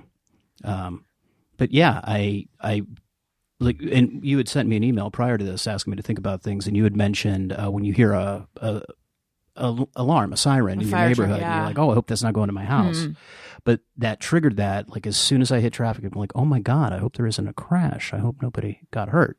But also get the fuck out of the way. Mm-hmm. How do you feel about when you're slowed down and then it starts moving again and then you saw nothing? You're like, what was that all about? This is a waste of time. This is people that don't know how to merge. Right. Yeah. That's not just you. No. I don't think that's just you. But don't you always actually hope that it's an accident? I know that sounds awful, because then it will clear versus like, oh, I'm just going to be in traffic for hours. Well, I hope it's an accident where nobody got severely hurt, or if they did get hurt, it was a terrible person. Right. Yeah, like, there should be a way to check. Yeah. Yes. It's like an app. Yeah. Got to give everybody, first you got to start by giving everybody a score. Yeah. Mm-hmm. Yeah. Gonna have to agree on and some standards. people in the app rate each other, so it's fair. Yeah. I think this is a great idea. I'm into this. Yes, me too. Yeah. Jesse, do you have one? Yeah. This I learned maybe is an ADHD symptom from my friend Ben Harrison from Greatest Generation, the hit Star Trek podcast. But it's when you're driving or in the passenger seat. You're in the car. You're going along and you're having a really intense conversation with your spouse, either having a fight maybe, or just like talking about something really serious, really important, like just an intense conversation. But then you see a funny billboard and you have to be like, to me, it's the normalest thing in the world to be like, let's pause. Mm-hmm. Because this is going to go past. We're not going to get this moment back. So let's seize this moment here. Let me acknowledge this funny billboard or this person that's doing a funny thing with a dog on the sidewalk, or like a business with a funny name. I was about to ask, like, how many comically driven billboards you've seen, and I feel like it's been a while since I saw anything other than a lawyer trying to tell me to call him. Right, but just like something good. Like you see something good out the window. Oh, Styx is playing at the AccuSure Center. Something like that. To me, it's fine to pause whatever it's. I can leave that thing, do the funny thing, then go back to the serious thing. Boom, boom, boom. No problem. Not an issue for me. And I'd love for anyone else in the car, no matter how, we could be talking about my dead dad and his alcoholism, but like, even if that's what we're talking about, if you see something great out the window, I want you to tell me about it. Yeah, and I'm I'm with you. okay with switching and switching back. That is not just you. I am the same. However, unfortunately, Daniel's not here to share his side of it, but I feel like he's not down with that. And in general, I would say he's less of a multitasker. My therapist claims no one can actually multitask, but he's even less of that than I am. So there have been many times where I've wanted to like interrupt whatever's happening to say something light. And I feel like I can feel him resisting it. I only recently learned, and this was also it just so happened that my friend, I'd been diagnosed with ADHD, but had not, because I'm not hyperactive, and just never thought of it for myself, because that's sort of what you pictured when in 1995 or whenever I became aware of that diagnosis in 14. Like It was I pictured, ADD then, I think. Yeah. The H came about later. and I'm inattentive type, but like one of the things is when I'm out with my wife, who very much does not have ADHD. My wife is a conscientious, diligent, patient, careful person, very much to her credit. But like we'll be out and I'll be like, oh my God, did you just hear what that person just said? And we will be in the middle of a conversation, but someone, at the next table or whatever will be talking. And she'll be like, no, we were talking to each other. I'll be like, wait. And Ben said to me, he's like, did you also have the adult realization that other people are able to filter out sensory information that's not relevant to what's going on with them right now? Because like to me, I'm experiencing the whole world all at once at the same volume. Yeah, I don't think that's just you. Yeah. Yeah. That's so interesting. So you are ADHD. Yeah. Yeah. And it's funny because like Jordan got that diagnosis when he was a kid, and because when he was a kid, I'm sure he was hyperactive. And, he does other things that I don't, like he's fidgety, for example, like he needs to be moving around and doing stuff even now in his 40s. But certainly when we were like 20, I learned that if he came into my room and we were like writing a comedy bit, A, I had to sit at the keyboard, and B, I had to hand him something to fuck with so that he didn't break something. Because not on purpose, just like he would just pick something up without even realizing it and be messing with it. And Yeah, I do a podcast with somebody, and we have like our notes on our computers in front of us, and we do it in Google Doc. And without fail, he will just start highlighting. Oh, yeah. I do for no do that. reason. I do that. And we're just like, JD, stop highlighting. I'm trying to read this ad or this intro or whatever. But it's the same thing. He needs to be fidgeting. Yeah. Now, why did you have to be at the keyboard? What would Jordan I had to do be if at the he keyboard was so there? Jordan could move around while we were doing it. Yeah. I see. And because I'm a control freak, Jordan has better ideas than I do. That's another reason Jordan has better ideas than I do. But at least back then, maybe I was a better like editor, writer. Jordan has had so much experience doing it now.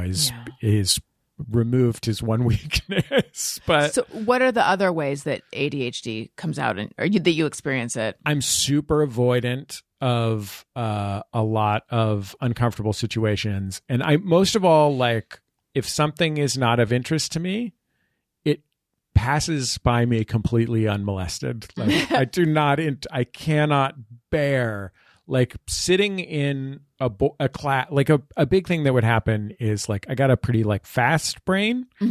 And when I would have to sit in class with a class where there was a lot of circling back and repeating things and making sure everybody got anything, I made me want to cry. Like it truly made me want to cry. Like I wanted to run out of the room and throw myself against the wall. Like the kind of like metaphorical versions of behaviors that I see my autistic children doing. And later somebody was like, well, that's an ADHD symptom, one of my therapists. And I was like, no, I had no freaking clue. But yeah, that's an example. Interesting. Yes, so my younger son is autistic, which we didn't talk about on air for a long time. And just like a couple episodes ago, decided we are talking about it now. So yeah, I find all of this fascinating. He's just been diagnosed with autism. He's going to be 7 soon. Not ADHD yet, but I think there's a hunch that that's probably going on too. I mean, autism is such a like umbrella diagnosis. It just, it describes such a variety of different things. I mean, like when they say spectrum, it's an improvement over the sort of binary version of yes is autistic, no isn't autistic. Right. But like I think the reality is that that spectrum is not a range from 0 to 100, which is I think how people imagine it. It is like a circle. constellation of Yeah. expressions. You know, like Right. all three of my kids are autistic, and their profiles are very different. Like they're definitely all autistic, but they all have very different ways of being autistic. Like the things that are different from most folks about each of them is very different from between the three of them. So yeah, it's sometimes it's hard when a kid's that little, even to gain that understanding, figure out Yeah. what it is. I find I just wonder, can't remember if I talked about this on air or not.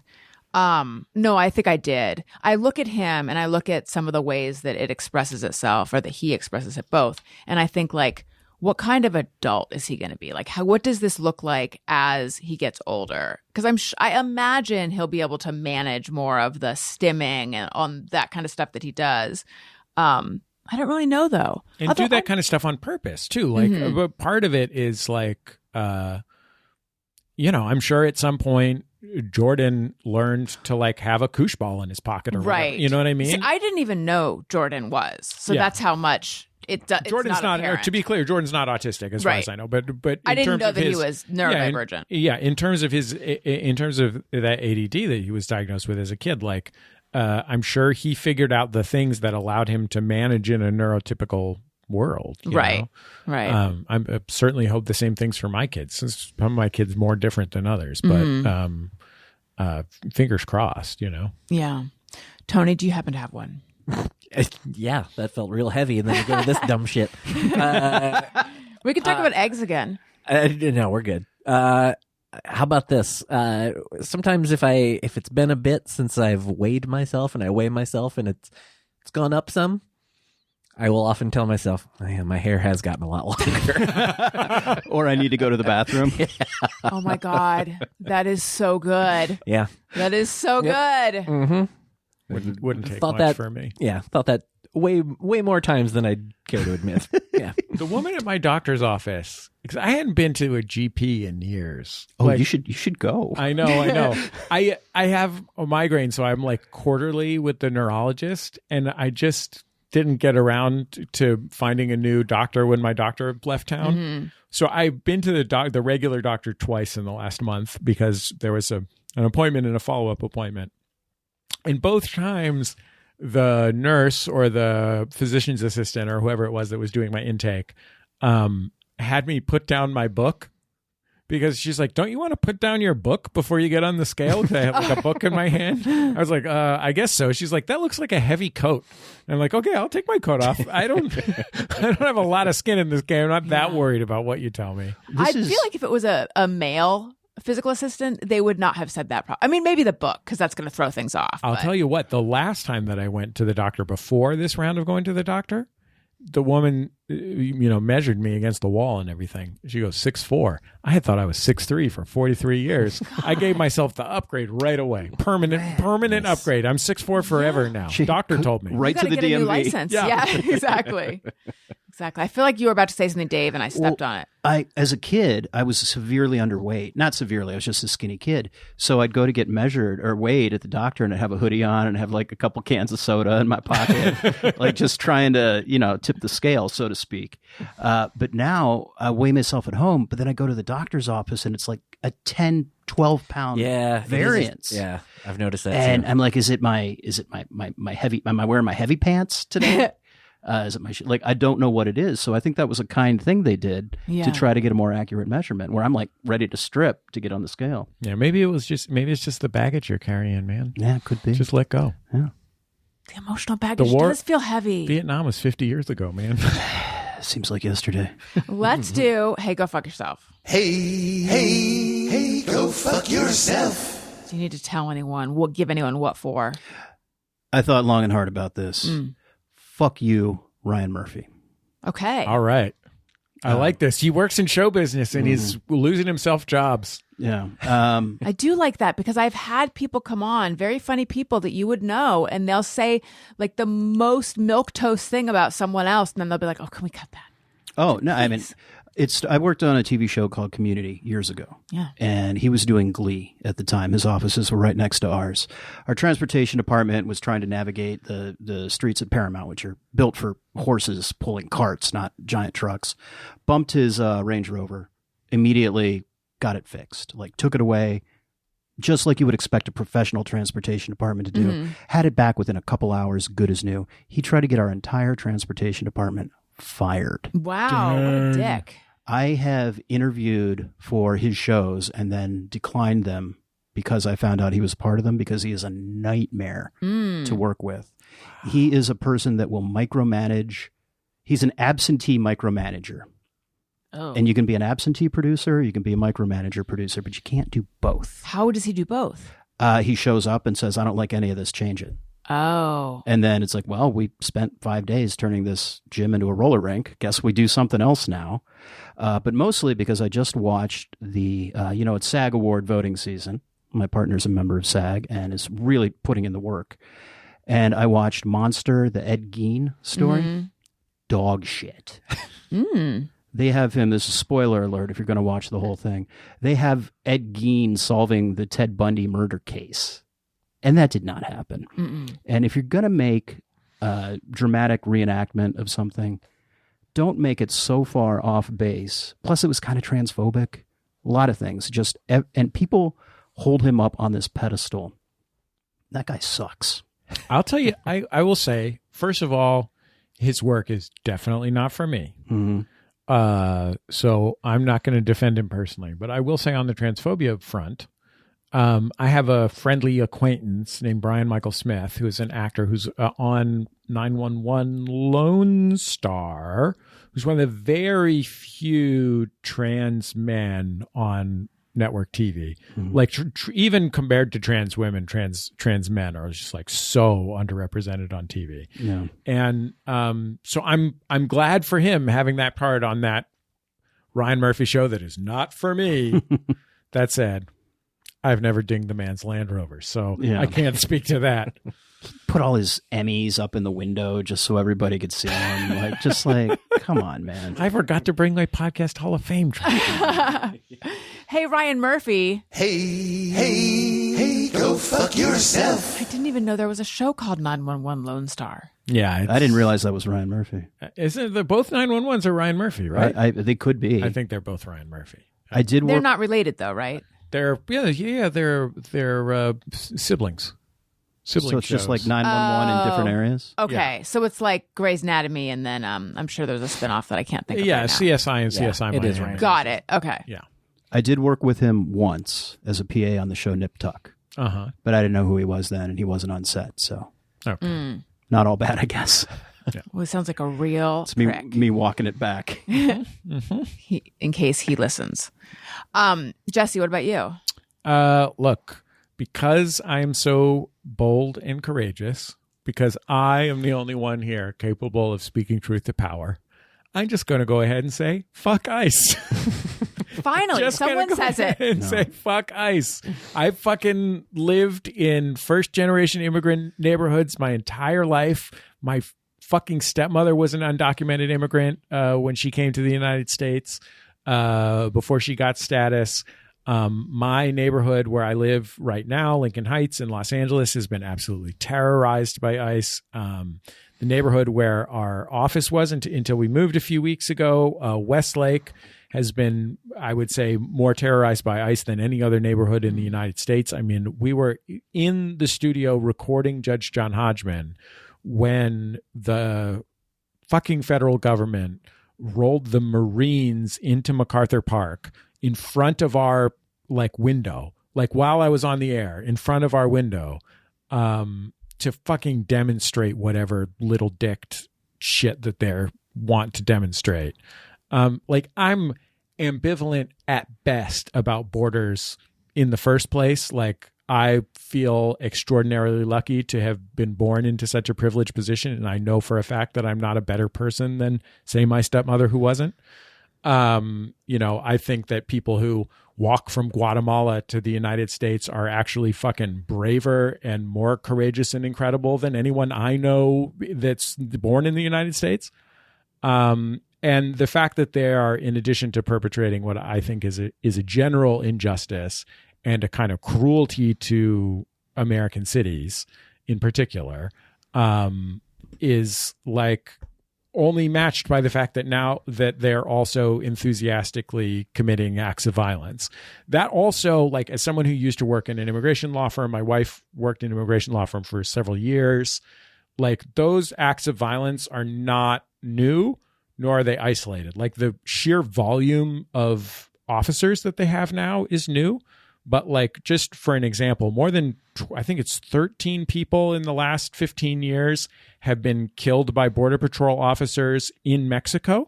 By American people in Mexico have been killed by American Border Patrol officers across the border with no legal repercussions.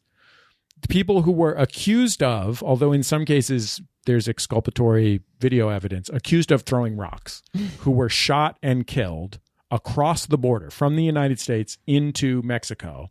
That is something that has happened more than a dozen times, and with no legal repercussions at all for the officers who murdered someone in Mexico. So, so I'm just going to go ahead and say fuck ICE. And again, I know I'm the only person saying this, and I want to take a moment to acknowledge my courage and bravery in doing it.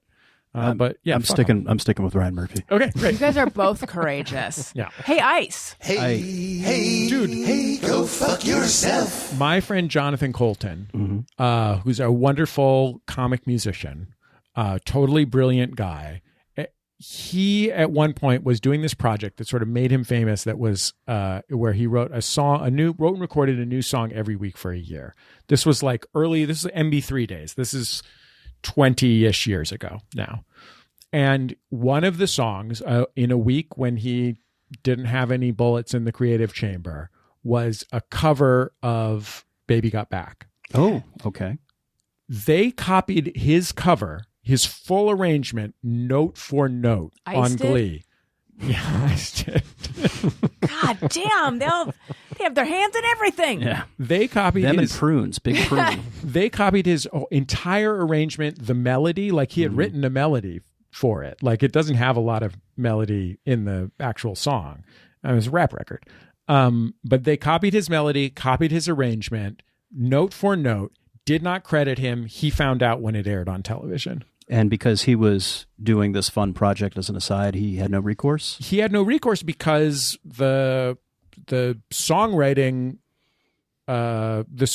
rights belong to whatever artist they sampled, the producer and Sir Mix-a-Lot, for the original recording. So the fact that he had written a new melody was irrelevant because it was a cover, even though it had added a melody and added an arrangement and so on and so forth. And when I say, like, they literally recreated it, like, it was very clear that they had just copied, been like, oh, let's do one of those. So I bet he would agree with you on the fuck Ryan Murphy front. Conversely, I'll reach out across the aisle here. Okay.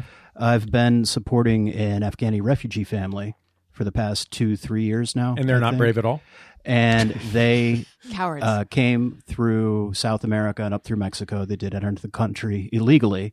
I've since helped them find legal representation. They are in line for asylum. And now, because of this current administration, they have stopped going to school. They are afraid to go outside.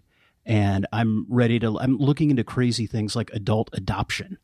Like, would that work for me to protect some this of the family who just turns on the news and are terrified? And some of the things that I think a lot of people don't realize, and I'm sorry to make this an informational podcast about immigration, Allison, we'll get back to hard-boiled eggs in a second. No, it's okay. We do it, but we do both. We do eggs and info. Some of the things people might not realize. Number one, the quote-unquote right way to come into the United States is basically impossible. Oh, my God. One of my friends was the first AD on the Mexican unit of Titanic and still made millions off of residuals on that movie. And it still took him 20 years to get his family to this country. There are 55,000 slots in the green card lottery, which is the general way that you get status in the United States. They're awarded in reverse proportionality to how much immigration there is from that place. So the least from, Mexico and Central America or Vietnam or the different countries where there's relatively high immigration. The most from like Norway or something. Yeah, I was going to say Denmark. Sweden, yeah. And, South Africa. From working at the law firm, like I know people who were in that lottery system for literal decades. Number two, people don't get legal representation in the immigration law system. Like if you happen to be able to have the money and the foresight to hire a lawyer ahead of time, but if they put you in detention, they will try and keep you from being able to hire. They won't just not provide you with a lawyer, but they will try and keep you from using the phone to call a lawyer. And many people in the current system, as we stand right now in the last 18 months in particular, are people who have legal status in the United States who are nonetheless being deported because they're canceling programs that give people legal status. And because, as I'm sure is the case with with the family that you've been working with, there are plenty of folks who are in years-long lines for their asylum applications, which, by the way, is like something that we have to do by international law and just human morality to offer asylum. But because those waits take many years, people are typically in court, if they do everything right and they dot all their I's and cross all their T's, given the opportunity to wait in the country while their application is being processed. That's where my friends are. Currently, what's happening is all of those people are not just getting picked up off the freaking street because of what color they are or their accent, but also being picked up outside of fucking their court hearings. They go to their court hearing for the continuation of their permission to stay in the United States, and they get approved, and they walk out into the hallway, and a guy fucking tackles them and takes them to inside a courthouse, outdoor jail with Mylar blankets. And it used to be courthouses and I believe churches and schools were the places where they could not apprehend people. Yeah. And that's all just gone to hell. Anyway, I'm just saying. It's only me saying this, so that's why I say it now. Right, yeah. You know, I have special insight as a white guy. Yeah, it's native born. Beyond upsetting and fucked up. So what can we do? Is there anything we can do? Vote. I think you can support legal rights and direct aid. You can throw rocks at ICE. Oh no, wait, don't do that. If you're don't do it if you're in Mexico. Right. I mean, I think there is a lot of mutual aid going on in big cities right now, direct assistance, especially for people who can't work, because there's a lot of folks who can't work right now. I mean, we live in a city that's like, 50 or 60% first generation immigrants. I can't remember what the actual number is. I live in Highland Park. I live there because of it. Yeah, exactly. Because I love it. So get your act together. Do something actively to say that you appreciate, because if you live in the United States, and you're listening to this program, you almost certainly are an immigrant. Like you are descended from immigrants, like whether it is one generation ago or 6 generations ago. Maybe there's somebody who's listening to this who lives on the res and is Navajo and has no ancestors who are not immigrants, but I'm going to say probably not. So think about, if you imagine that when immigrants are in trouble, they come to the border and fill out a form like your great-grandparents did at Ellis Island or whatever, you are very mistaken about what happens in the United States immigration system, which is basically built to abuse people who are at their most vulnerable. Now, was that happening long before this administration, though? It was, but this is a morally corrupt, crueler version of what was happening. Okay. Yeah, I mean, I think, don't know how much I realized how impossible it was prior to this administration. I would say also, if people who are listening have a little bit of dough, even a little bit, like when I'm talking about, when I say a little bit, $20 or something like that. John Hodgman and I have been working with an organization called Al Otro Lado, which means the other side. And they do direct services on both sides of the U.S.-Mexico border. And not just actually on both sides of the border, also in Mexico City, working with Mexico City has become a place where a lot of immigrants who are on their way to the United States get stuck from other parts of the world, Africa, Haiti. So Al Otro Lado gives legal advice seminars. They provide food and services to people who are stuck at the border. 1,000 miles from where they're from, but also like paralyzed and unable to work in Tijuana because they're not Mexican. And they also do things like help people find out where their kids are. You know, reunite families if they can. Reunite families, even like one service that they provide sometimes is getting people's pets to them. Aw. People who are separated from their pets and their pets are just left to die. Yeah. When they are taken into immigration detention. Getting those pets to family members or getting those pets to family members in other countries if necessary. Well, Allotrolato. Yeah, so allotrolato.org. Tony, do you have a "Hey, go fuck yourself" that is going to feel it can be a really silly like one. Don't worry about shallow it. Don't compared worry to what's about going on? Sure. People that claim that they just love cold weather. Like, I understand maybe like it cooler or whatever, but like if you're going somewhere and it's just like freezing fucking cold and they're Like you're in oh, I Chicago love and it. it's Yeah, winter. they're like, oh, I love it. I thrive. And they're like, you're not that interesting. Just stop it. Go fuck Hey, go shovel my driveway, asshole. Go fuck yourself. You wanted lighter. There you go. Thank you very much. Look, trying to I figure like out cool where- weather too. It's too hot for me in Los Angeles. No, and But, you know, I get that. I've been to but- Chicago in February, and it's fuck miserable. that. It's Yeah. not fit for human life. Yeah, I don't want to it's live anywhere painful. where they have a lake effect. Yeah. So, but you don't have a problem with people who like cold weather. It's specifically extremely cold weather. Yeah, like I get it if you like it cooler, but I've been around people who like, yeah, it gets like when they're like in that really cold, they're like, oh, I love it. This is where I thrive. Yeah. No. I think once you have to put on additional layers over the sweater, it's fine if you're fine with that, but it's not cool if you're bragging about how much you like it. Yeah, you're not like that saying that like that's your personality trait. Like, you know something about me? I thrive in cold weather. Says the guy who's obsessed with your dog's dick. That should be, that's less of a human quality, more of like a type of X-Men or something like that. I will say that I feel like you guys thought it was a lot more interesting that I was obsessed with Tony's dog's dick than I did. Because you live with yourself. You're But used to it. but I'm more than happy to talk about it all day. He says, this is a guy who's literally sent me texts out of nowhere that has just been like, just so you know, I'm standing around with some coworkers talking about your dog's dick. Does your dog, Tony, because my dog Junior, well, not only does he have this conspicuous dick, but he likes to sleep on his back. So he'll like he's roll presenting. over on his back and just be like, my dick for everyone. He doesn't do that so much. He's not big on laying on his back. They Because call he's a that- Frenchie and they're built all weird, so I think he doesn't love being on his back. They call that roaching, apparently. I'm told they call it roaching. I think it's never heard that. rooking. Rooking? Yeah, there you go. Podcast pal product pick. Podcast pals product picks. It's much less produced. Than some of the others. I know things. we have it's also a spectrum. I have one. This is a luxury item. Now that we're talking about even if you have $20, we just dropped a silly amount of money on a Toto washlet bidet. Oh yes! Oh, yeah, I saw that. Great Yeah, thing to I spend got money one of on. those in my Yeah. in my guest bathroom. You know, bidet converts have been trying to get to me Oh. for years now, but we just finally did it.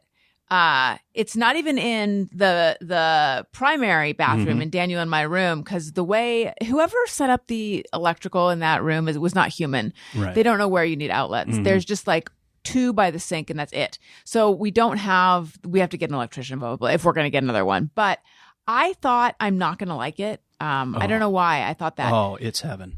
but it has a heated seat. Heated seat. That's my favorite part of it. Like I don't even always use the bidet part. Just Does the it heated shoot warm seat. water? It does. yeah. It has Yeah, that's heated great. water. You get It's different pressure. It's got a remote. You can dial it up and down. Yes. It's got kind of a vacuum system in it that kind of cleanses the air. It's self-cleaning. I have a Toto washlet Okay. as well. So and you know. I love it. I turned that pressure up to 10. Blast me, Daddy. Yeah. Yeah. Well, when the dial bidets that don't need electricity, Right. they go from like drinking fountain to graffiti removal. Oh, like power wash. Like in an instant, like whatever they etch tombstones with, like that water jet.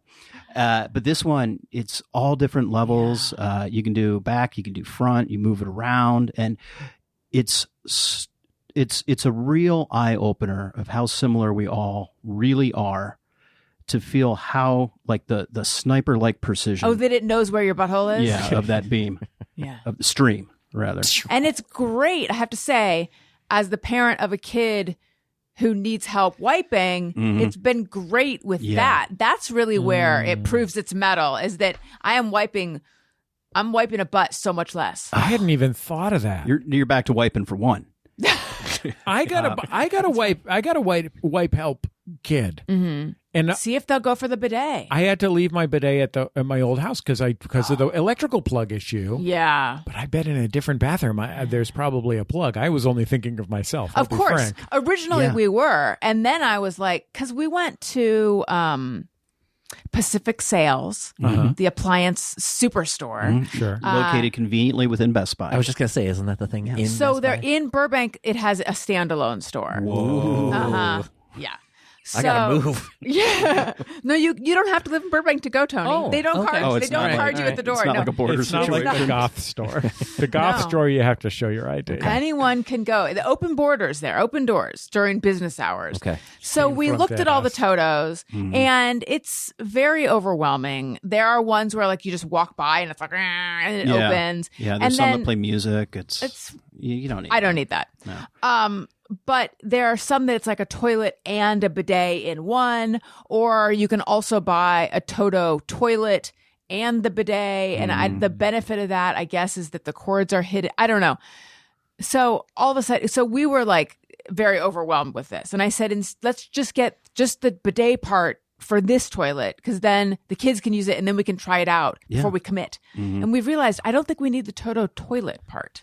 We just need the bidet. No, Yeah, you just need it's- the bidet. have you Just bolt it traveled on. since you've installed it? Like, have No. you traveled? You are going to miss it. Like you go to someplace else and you're like, oh man, I thought I wouldn't even use it because I don't it's quote the unquote best. travel when I use the toilet. And by that, I just mean I just use, there's pretty much one toilet I use. It's my favorite. Yeah. But now this one is my favorite because it's such heated. a games changer. I've been thinking about, I've literally given heavy consideration to whether it would be worth spending the like $1,500 or something to put holes in my wall, to run conduit, to get a new plug that's on the right side of the door so that I can plug it in so that I can have one in my bathroom. Like, It's worth it. Hold on. That costs $1,500 to do Well, that. I the mean, I was electrician running making it power up. Yeah, somewhere. you know, putting holes and then patching holes and repainting and I didn't realize how expensive that was going to be. Well, I did most. Yeah. I did that part myself. But then it took a long time, and I've got textured walls. It's a How whole handy thing. are you? Pretty handy. You sound handy. Yeah. Here's a question for you: If your Yeah. bidet did play music, what song would you want to hear? Oh my God. I want your Enter bidet, by the Sandman. way. I was thinking, "Give Me Some Lovin'." I want your bidet to play music like those bone conductive headphones, where you know it touches Oh, the it's bone through in your your inner butt? ear, but it just pokes you in the butt, and then you hear the music through the vibrations in your butt. Yes. There's not a would like- speaker. I would like that too. The technology's got to be there. All right, gotta so be my there. recommendation is the Toto washlet C5. Is it no S5?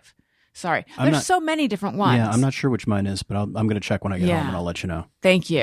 Well, I recommend the S5. There's a lot you can get ones that have a lot more features, but Daniel did some research, and that's probably like a Google search. He's like, everyone recommends this one. I'm like, fine, because there's just so many things in my life where I do all the research, everything involving the kids, and I'm like, I can't do it for the toilet.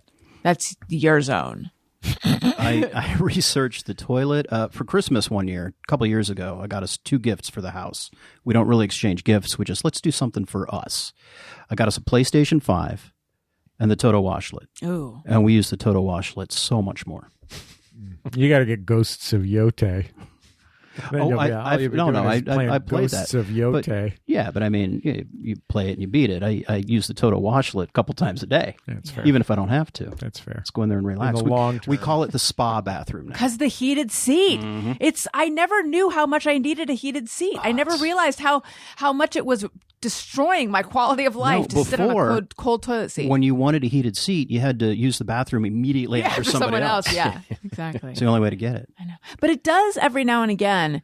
I think so. There's a whole electrical thing so close to the water that I'm sitting on. That doesn't seem like a great idea. It's all sealed, and your bathroom will have what they call GFIs or ground fault circuit interrupter. I hope so we have that. if it's up to, if your house is up to code, you have it. So drop of water gets anywhere in the line, everything shuts off, and then you have to do that little push button. Oh reset. yes, we do have that. Okay, great. Totally safe. Okay. Plus, if you got the bone conductive Dildonics, it's going to be a thrill ride. Yeah, exactly. I mean, I'll go out happy. I feel like that's going to prevent the other. You know what? It doesn't matter.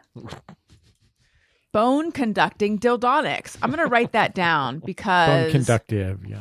Conductive. Write it down correctly, please. Dildonics. Episode title.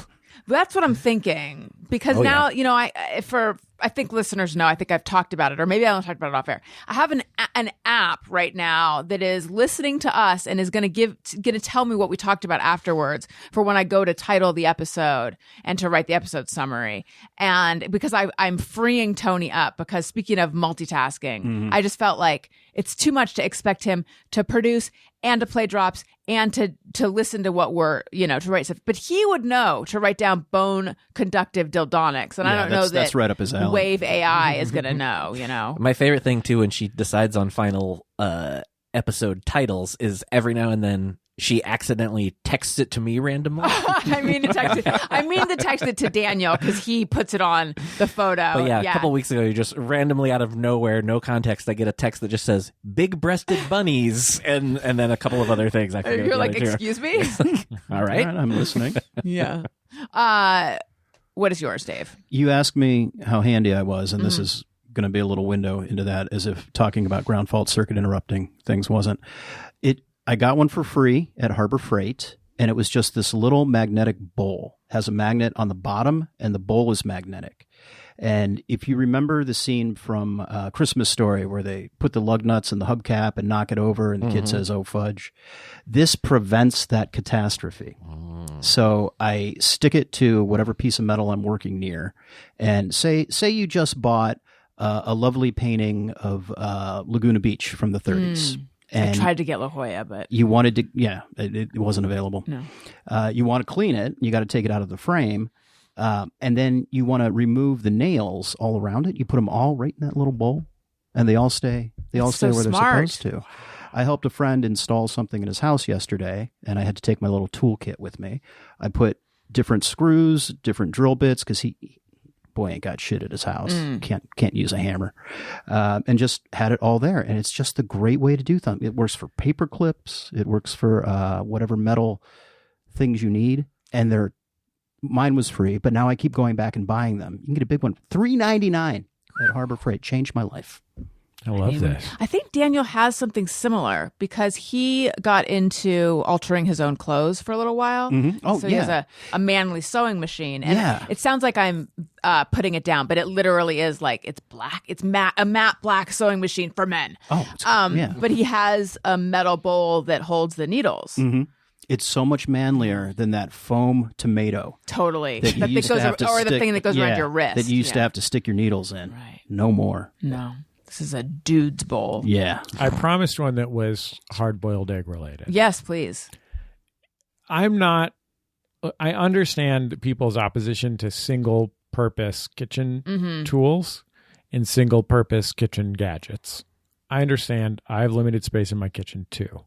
But if you have any interest at all in hard-boiled eggs, I'm listening. You can go on a popular e-commerce website named after a South American rainforest, and for like $16 you can buy yourself an egg cooker.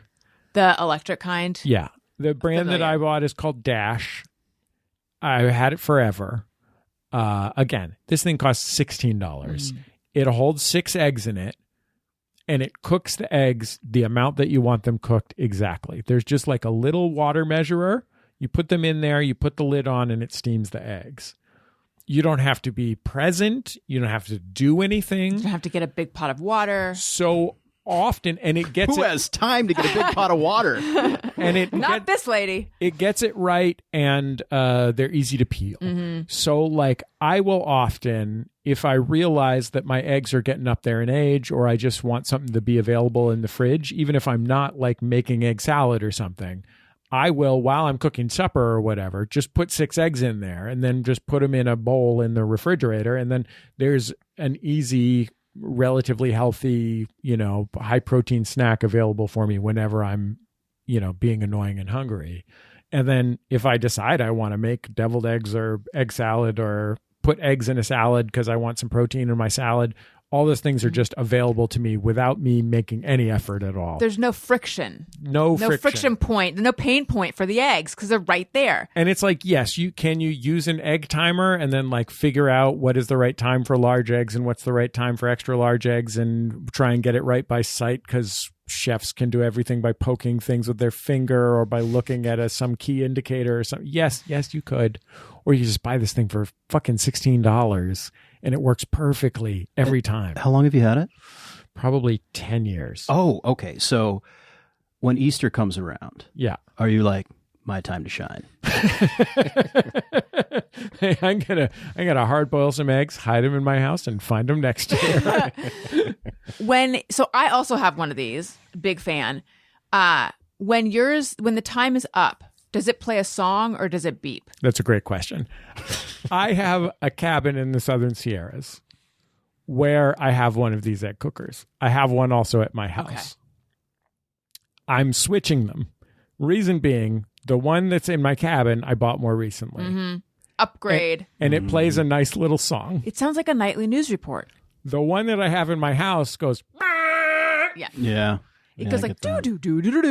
It sounds like you're like on the evening's news. Dun, dun, dun, dun, Yeah. dun. It actually has a ticker tape built in. Mm-hmm. It actually tells you the news. Yeah. Yeah, we should have mentioned that earlier. Here's my question. Yeah. Do you keep yours out on the counter or do you put it away? Because Keep it in a drawer. Oh, that's Keep it in a interesting. drawer. How tall is the thing? I'm going to say, what are we talking about there? 7 or 8 inches? would have Okay, to be a so deep the drawer. bigger question was how deep are your drawers? I have pretty deep drawers. Yeah. One of the best Bee Gees songs. Yeah. Yeah, Dash egg cooker. All right. Do you have one, Tony? How about this potential product pick? Oh, Because it's TBD. okay. I mentioned it earlier, and I pulled. How about the Cuisinart Fast Freeze 5-in-1 ice cream sorbet milkshakes, slushies, and mix-in frozen dessert maker? How about that? Because we're trying it out. Yeah. And apparently Flo took the next step while I was gone, texted me and said, the ice cream's delicious. I hope you like it. What Did kind it- does she How make? big is that thing? It's pretty small. It kind Really? of looks like a... it looks like a big vibrator, kind of. Huh. Like the thing you use to smooth out concrete when you're Or pouring listen to countertops? music on the Vibrator? toilet? Yes. Listen Yes. to music on the toilet, What is I it? said. I'm sorry. Is it bullet shaped? Here's the photo. Okay. I can turn. Oh, wow. It's Yeah. different. I Yeah. think of an ice cream maker as more like a food processor looking thing. It This looks really like a is- slap chop or something. Oh, so that Yeah. you're talking like a magic hand wand. mixer. It looks like a stick blender. Thank you, Dave. Okay. Bibbidi bobbidi boo, Tony. Yeah. So we'll see. I'll have an update next episode. Well, I'm very excited for that. This was so much fun. Thank you, everyone, for joining. Thank you for having me. Dave, Mm-hmm. where might we find you? Is there anything you'd like to plug? Well, I don't think we got to it, but if you want to see some of my work from the past, you can rent the movie Norbit. Check out the locations. Or I host a music podcast called Beyond Yacht Rock 2000. Used to be Beyond Yacht Rock, but we updated it for, make it current. Era, 21st yeah. century. Where we basically we came up with the term yacht rock years ago, and if you've heard it, it's because of us assholes. But we basically make a new music genre every week. I bet if people went on the internet, they could go watch those wonderful Channel 101 shorts. They could. From which the term yacht rock was born. That is extremely accurate. Congratulations on them. Thank you so much. They're wonderful and very funny. I didn't We had a even real know good you. time. I didn't even know you were Channel 101 guy. Oh yeah, like old school Channel 101.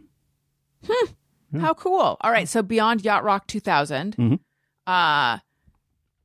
Instagram. Any Oh, sort of social media you want to throw out there? David B. Lyons on wherever you get social media. Fabulous. And if you want to watch Abbott Elementary, that's my most current work. And Jesse, what about you? I co-host the podcast Jordan Jesse Go with the regular Allison Rosen as your new best friend guest, Jordan Morris. that it's us being silly and vulgar all the time. No talk about ice at all. Just silly nonsense. And I also host the public radio program Bullseye with Jesse Thorn. It's an arts and culture interview show with, we were just talking about you working on Abbott Elementary with Vince Staples, the rapper and actor and writer. He was just a guest on Bullseye. But lots of wonderful total geniuses of arts and culture talking about how and why they make their work. Wonderful, Tony. I'll be back on tour with Motion City Soundtrack very soon in the Midwest and East Coast. MotionCitySoundtrack.com for that, or at Tony Thaxton Instagram. All right, everyone, thank you for being on the show. Listeners, thank you for listening. I love you. You matter. Goodbye. Hey, do you know about the Allison Rosen show?